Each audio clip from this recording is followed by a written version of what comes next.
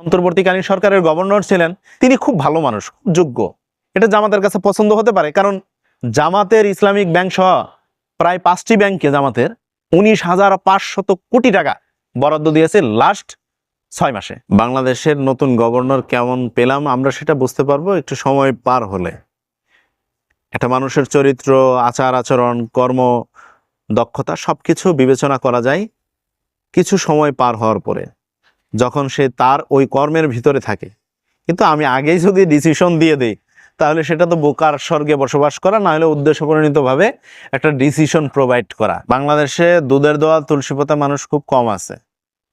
একজন যোগ্য ব্যক্তিকে যে অর্থনৈতিক ক্ষেত্রে অবদান রাখবে তাকে আপনি সাইড করে ধরেন একজন ফেরেস্তা, সে কিচ্ছু জানে না, একদম ভালো মানুষ, আইনে বসায় দিলেন সে একদম ভালো মানুষ, সে তো অর্থনৈতিক সম্পর্কে ধারণা নাই, কি সে লুটপাটকারী হতে পারে, এই ধরনের ব্যক্তিকে আপনি বসায় দিলেন, তাহলে তো ক্ষতি রাষ্ট্রেরই হবে। আর পূর্বের যে অন্তর্বর্তীকালীন সরকারের গভর্নর ছিলেন, তিনি অনেক ভালো মানুষ ছিলেন, অনেক ভালো। সেই জন্য তার মেয়ে দুবাইয়ের মতো একটা জায়গায় প্রায় 45 কোটি টাকার মতো একটা ফ্ল্যাটে সে বসবাস করে। এর বাইরে তার কি আর কোনো সয় সম্পত্তি নাই? আছে তো। এই স্বল্প বয়সী একটা সোনার ডিম পাড়া মেয়ে, সে কি এমন ডিম পারলো এত কোটি টাকার মালিক হয়ে গেল? শুধু তাই না, এই গভর্নর তিনি খুব ভালো মানুষ, খুব যোগ্য।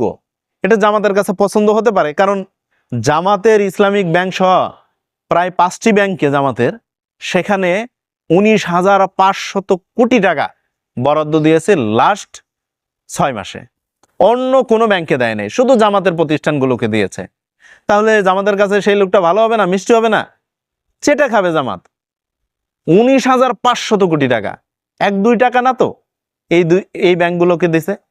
যে ব্যাংকটা বন্ধ হওয়ার পথে সেই ব্যাংকটাকে 100 কোটি টাকা দেওয়া গভর্নর, সেটাকে অন্যায় করেছে? একটা ব্যাংককে বাঁচানো, এতগুলো গ্রাহককে বাঁচানো, এটা যদি অন্যায় অপরাধ করে থাকে, তাহলে আমি মনে করি জামাতের ব্যাংকগুলোকে এত হিউজ পরিমাণ টাকা যে গভর্নর দিল, তাকে এবং জামাতের সেই ব্যাংকগুলোর মালিকদেরকে আইনের আওতায় আনা বাধ্যতামূলক।